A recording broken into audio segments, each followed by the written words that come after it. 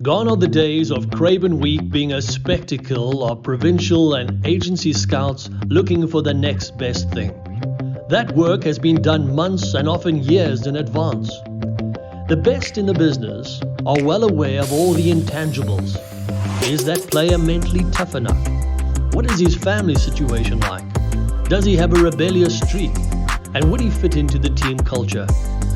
Essentially, scouting the top 1% of schoolboy rugby players is easy when you know what to look for. Physical characteristics. It's not as simple as putting a player on the scale and seeing who is the heaviest. That tactic often proves fruitful at under 13 and under 16 level. But conditioning is all the rage these days. A schoolboy prop or centre may be dominant when he has a weight advantage over his opponents.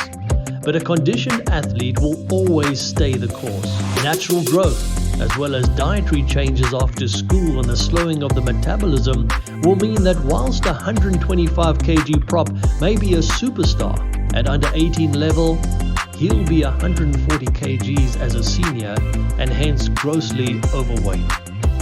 The modern game and the loss of the scrum as a tool for exerting dominance has meant that barring locks and back rowers, the physical makeup of players across the field should be uniform, much like that of rugby league. The ideal specimen is all lean muscle with the ability to grow rather than retain mass and water. Desire. He must want it bad enough. And whilst every single schoolboy rugby player will tell you that he's willing to make the sacrifices, the question remains, would he be willing to go live in Kimberley? The Kimberley test is crucial because while it doesn't take much to convince a player to make a move to Pretoria or Durban or the Cape or in Europe, would the player forego such lifestyle benefits and make a career move to Griquas if he had the opportunity? Game time is everything for a young player. He can be incredibly talented in a large union, but if he's not getting the required game time to show his worth, then he is on a fast path to playing club rugby, which is more often than not the graveyard of a career, as unfortunate as that may be. Griquas has proven to be the catalyst for many a burgeoning rugby career, and if a youngster is too homesick or unwilling to make the best of the lack of excitement that the Northern Cape has to offer, he never really wanted it bad enough in the first place. Positional requirements. The junior contracting objectives differ from province to province. Some will look to contract across the board. Others sign a select few with due regard to a potential lack of depth in certain positions in the senior ranks. With that said, tight head props, locks of 2 meters tall, fly halves, and a large ball-carrying centre will always be highly sought after.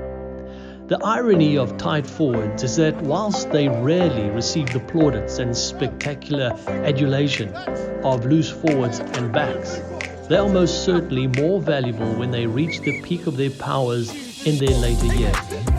As they mature, they become highly sought after in Europe and Japan, as these are areas of the game where countries with little depth or physical shortcomings have historically struggled. A man amongst boys. This is so much more than the biggest player on the field. It speaks to a technical maturity that leaves spectators talking about the player in question the following day. The rugby fraternity is a small one, with loose lips, and opposition often know of the danger men they face without having seen any footage of him play. These are the talented few that stand out from the rest and make up the top 1%. There are 7 provinces in the South African Rugby Under-20 Cup, effectively meaning that you should be one of the 7 best players in your position in the country. When one considers that thousands will play the game in every age group every year, it gives some perspective that the smallest deficiency may be the difference between a run-of-the-mill talent and those who will play international and Currie Cup rugby in years to come. What should prospective players consider? The most important phrase for any young player's career is game time. Many make the mistake of being incredibly overcome with excitement when a large union shows them interest. But what they need to ask is what other players has this union contracted in their position. The uncomfortable reality is that rugby players are commodities, young players even more so. They need to think of themselves as products in a store. It's all good and well being in the fanciest store on the block, but if you're in the back room collecting dust, nobody can see your worth. Remember that before they were international superstars, Bakkies Botha started at the Volker, Bernard Leroux at Border, and Willie Leroux at Boerland.